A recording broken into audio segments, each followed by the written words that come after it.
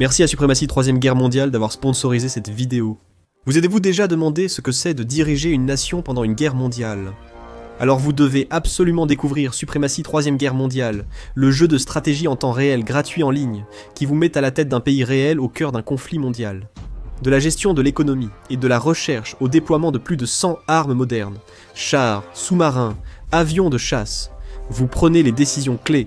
Jusqu'à 100 joueurs s'affrontent dans des parties persistantes sur plusieurs semaines.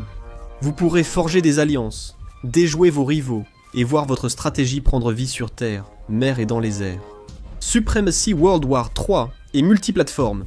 Jouez sur ordinateur ou mobile sans interruption de votre effort de guerre. Cliquez sur le lien pour jouer gratuitement et obtenir un pack bonus exclusif pour nouveaux joueurs. Unité saisonnière de char principal à 25 $. Cette offre est valable 30 jours seulement, ne tardez pas à en profiter. Les filets de pêche sont utilisés depuis des millénaires par les communautés côtières pour récolter les ressources des océans et rivières. Plus récemment, ils sont devenus un élément essentiel de la croissance de la pêche commerciale. Une industrie qui pèse 230 milliards $, mais ils sont aussi devenus un problème environnemental majeur dans le processus. Et maintenant, ils sont devenus une caractéristique de plus en plus omniprésente sur les lignes de front de la guerre en Ukraine. Mais ils ne sont pas utilisés pour attraper du poisson. Les Ukrainiens les emploient plutôt pour attraper des drones. C'est une solution ingénieuse et peu technologique à un problème militaire de haute technologie. Voyons pourquoi les filets de pêche gagnent en popularité pendant la guerre et pourquoi c'est crucial à la fin juillet 2025. L'offensive d'été russe bat son plein sur toute la ligne de front à l'est de l'Ukraine, s'étendant sur plus de 1000 km.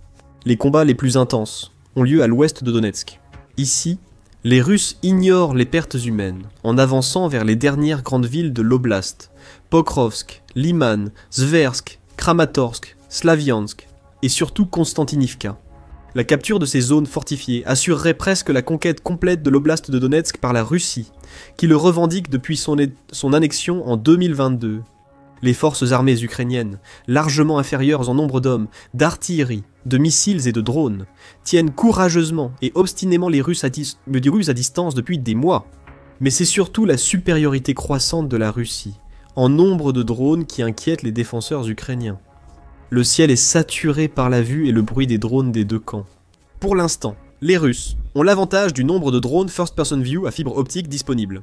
Les drones First Person View guidés par fibre optique plutôt que par système de positionnement global ont révolutionné le champ de bataille.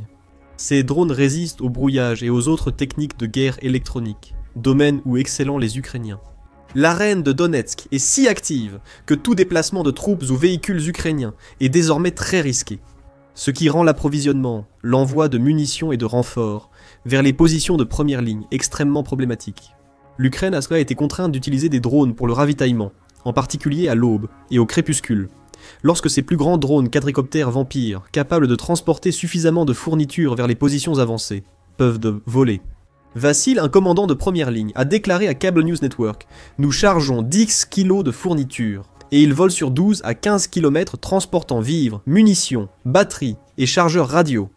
Vassil explique que les positions de première ligne sont si exposées aux drones russes que les équipes de mortiers doivent marcher des heures à pied avec 30 kg de matériel pour contrer les drones à fibre optique. Les troupes ukrainiennes utilisent fusils de chasse, mitrailleuses, drones first person view et ciseaux pour couper les câbles et rompre les connexions de guidage. Tout cela vise à les abattre. Or, il existe un moyen plus efficace pour l'Ukraine de protéger ses routes logistiques et d'approvisionnement, qui n'est pas militaire. La solution consiste à couvrir ces routes avec des filets anti-drones, à condition que les filets soient suffisamment solides. Cela peut empêcher les drones de frapper directement leurs cibles, les faisant exploser à plusieurs mètres au-dessus de la zone, et limitant ainsi les dégâts causés par l'impact. Les drones à rotor, tels les quadricoptères utilisés par les deux camps, sont aussi pris dans les filets, ce qui empêche leur explosion et permet parfois leur capture intacte. Selon Mikhailo Ardashin, soldat supérieur de la brigade d'artillerie de la garde nationale d'Ukraine, même après une explosion, le filet ne sera pas totalement détruit ou brûlé, et certaines fibres peuvent encore intercepter d'autres drones. C'est utile, mais la méthode n'est pas infaillible. La Russie aurait lâché des bombes planantes, bombes aériennes de fabrication sur des routes couvertes de filets ukrainiens. Les explosions perçoivent la couverture de filets, permettant aux opérateurs russes d'y faire passer d'autres drones. Il a été rapporté que les Russes pilotent parfois leurs drones jusqu'au filet de couverture, puis les guident en dessous. Parfois aussi dehors, Konstantinivka. Les habitants découpent eux-mêmes des trous dans les filets pour éviter de devoir marcher des kilomètres, juste pour atteindre un endroit où ils peuvent traverser la route. Les Russes repèrent ensuite ces trous et font voler leurs drones à travers eux et sous les filets. Maintenant, l'utilisation de filets de pêche comme protection contre les drones n'est certainement pas la seule façon dont l'Ukraine, ou la Russie d'ailleurs, a utilisé des filets de pêche pendant la guerre. En fait, bien que la plupart des nombreuses innovations militaires qui ont été conçues pendant la guerre soient d'origine ukrainienne, la Russie a commencé à utiliser des filets de pêche contre les drones dès 2023. Observés pour la première fois à l'été 2023 près de Bakhmout, ces filets ont été testés par la Russie pour protéger les routes des drones. Depuis, la pratique s'est répandue, notamment lors de l'incursion ukrainienne à Koursk en Russie.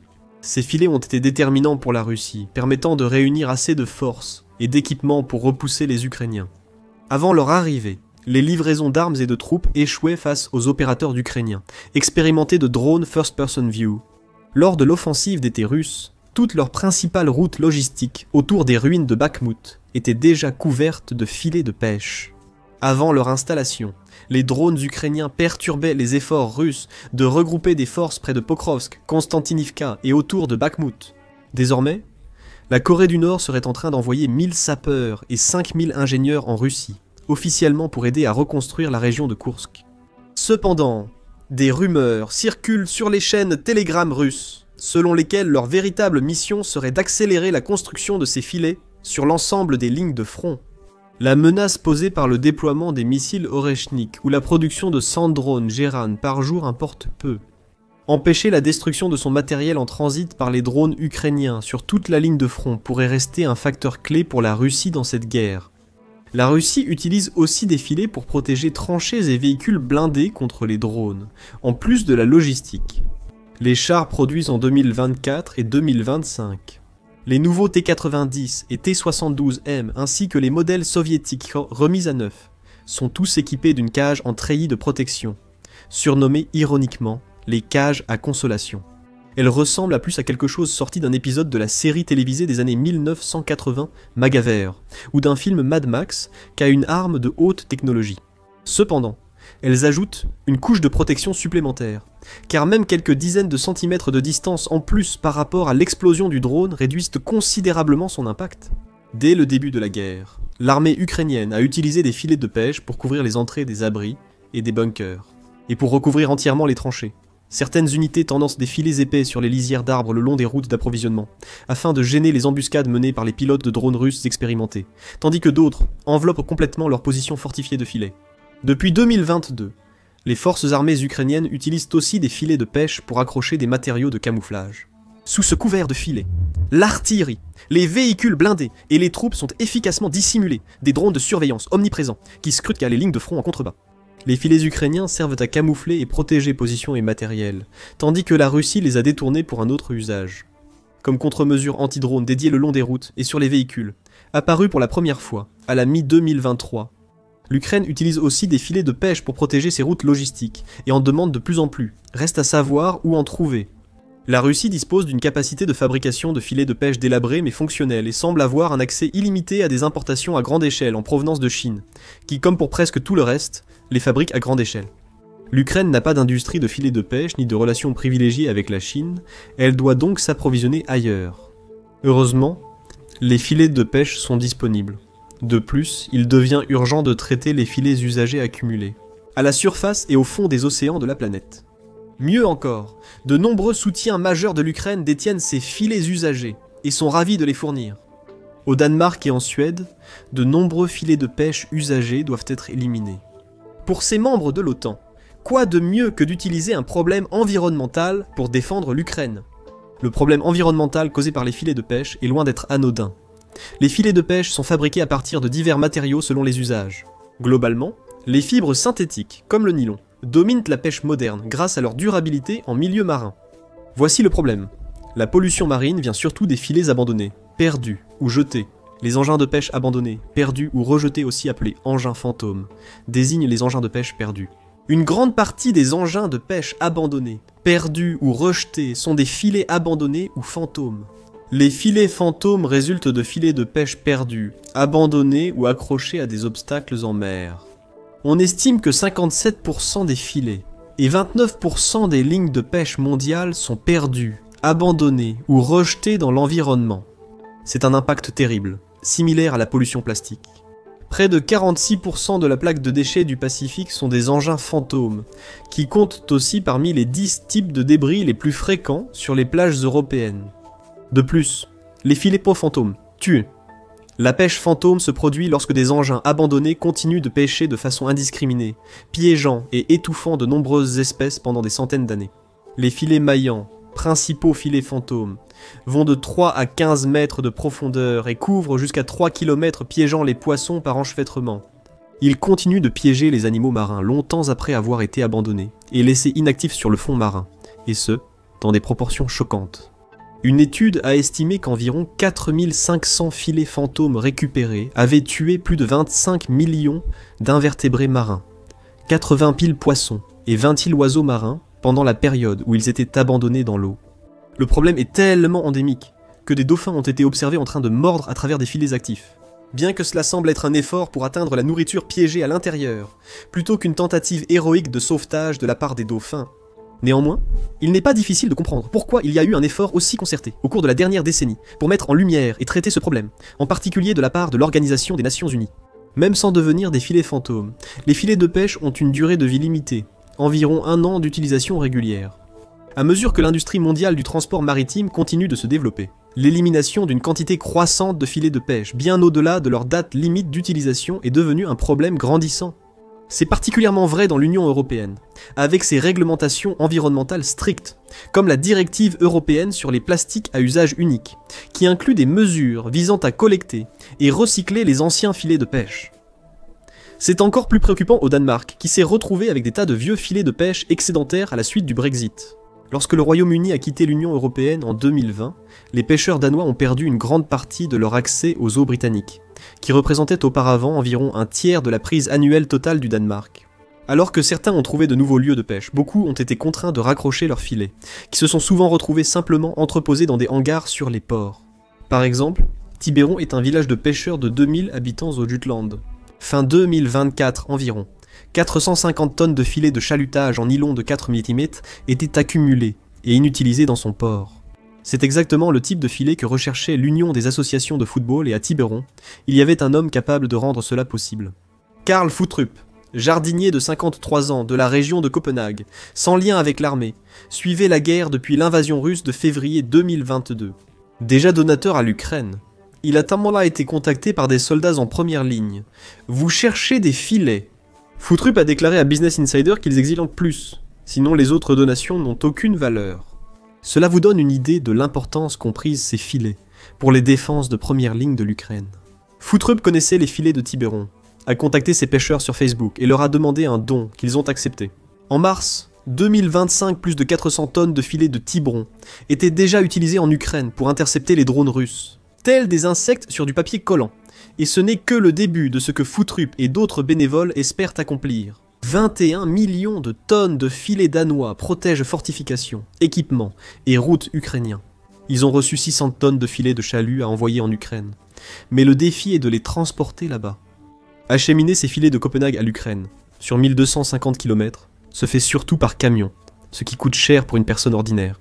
Futtrup estime qu'un camion transporte 20 tonnes de filets pour 3200 $ par trajet, soit 96 000 $ pour 600 tonnes.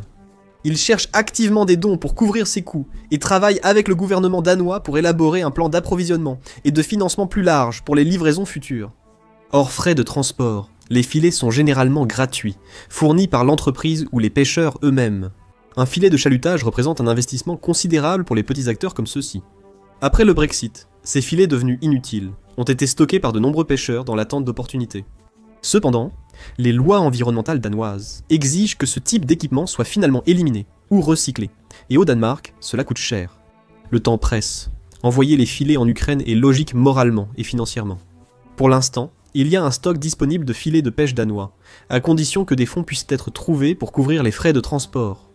Vu l'importance des filets pour le front, et le fait que les colis d'aide militaire des partenaires de l'Ukraine sont généralement évalués à des centaines de millions, voire des milliards. Cela ne devrait pas être trop difficile, n'est-ce pas? Cependant, ce stock ne durera pas toujours. Quelques kilotonnes du Danemark seront bienvenues, mais l'Ukraine a besoin de bien plus. Un commandant supervisant les fortifications et les mines près de Donetsk a dit à Business Insider que son bataillon a besoin d'environ 3 camions, soit 60 tonnes de filets par mois. Ces hommes mettent 3 ou 4 jours à installer des tunnels sûrs de plusieurs kilomètres sous les filets. D'abord, regardez, ils creusent des trous pour les poteaux au bord de la route. Ensuite, ils déroulent les grands rouleaux de filets fins et les placent sur les poteaux. Le premier envoi de 500 tonnes de filets Futrup a équipé au moins 13 unités sur le front.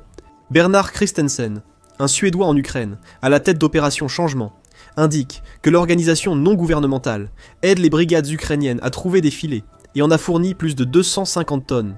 En 2025, Christensen dit qu'une brigade a besoin de 50 à 80 tonnes. Donc étant donné que l'Ukraine compte des dizaines de brigades actives sur les lignes de front et des centaines de kilomètres à protéger, il n'est pas étonnant que la recherche de filets se soit déjà étendue au-delà du Danemark. Selon le commandant, de nombreuses unités ont un besoin urgent de ces filets marins. Ces derniers mois, les autorités ukrainiennes ont construit des couloirs de filets à Soumy, où leurs forces contre-attaquent une incursion russe, notamment, comme dit plus tôt, à Donetsk. En particulier, l'accent est mis sur la sécurisation de la principale route d'accès, vulnérable aux drones, menant à la ville orientale assiégée de Konstantinivka, qui est autrement encerclée à l'est, au sud et à l'ouest. Christensen affirme qu'Opération Changement souhaite obtenir des filets auprès d'organisations nettoyant la côte ouest suédoise. Mais il y a bien d'autres sources européennes à explorer, surtout si des fonds permettent d'acquérir des filets, plutôt que de dépendre des dons. En France, chaque année, 880 tonnes de filets et 440 tonnes de chaluts sont utilisés, puis les filets usagés sont souvent jetés, brûlés ou envoyés à l'étranger pour recyclage. Peu d'usines proposent ce service en Europe, mais le recyclage des filets de pêche en plastique est une grande industrie, donc Christensen et l'Union des associations de football pourraient être en concurrence avec d'autres recycleurs pour obtenir des filets usagés en quantité. Avec de nombreux partenaires ukrainiens dans la pêche, des dizaines de milliers de tonnes de filets seront disponibles, sinon tout de suite. Acheter des filets neufs est difficile, surtout via l'industrie traditionnelle de fabrication de filets de pêche. Avec une production annuelle mondiale combinée estimée à environ 272 700 tonnes, il y a plus de filets qui traînent dans les ports ruraux pittoresques du Danemark que ce que le monde entier produit chaque année. Peut-être que, si la motivation financière était suffisamment forte, certains de ces fabricants seraient prêts et capables d'augmenter leur capacité de production de façon exponentielle pour répondre aux besoins de l'Ukraine. Ce n'est pas aussi complexe qu'augmenter la production de missiles intercepteurs THAAD. En y réfléchissant, étant donné que l'utilisation des drones sur le champ de bataille dans la guerre en Ukraine a probablement changé à jamais la façon dont les guerres sont menées partout dans le monde. Une nouvelle gamme de produits de plusieurs milliards de dollars pourrait émerger. En attendant, il semble clair que les partenaires de l'Ukraine devraient intégrer des filets de pêche ou tout filet anti-drone dans leur aide militaire, lorsque possible. Comme prouvé durant cette guerre, des armes sophistiquées et chères peuvent souvent être neutralisées par des solutions simples et peu coûteuses. Les filets de pêche offrent une aide rapide et économique aux troupes en difficulté sur le front. Merci de votre attention. N'oubliez pas de vous abonner à The Military Show pour suivre les dernières innovations sur le champ de bataille en Ukraine et ailleurs. Merci encore à Supremacy Guerre Mondiale 3 d'avoir sponsorisé cette vidéo. Téléchargez gratuitement le jeu via le lien ci-dessous et recevez un 25 $ avec une unité char de combat principale offerte. Disponible seulement les 30 prochains jours.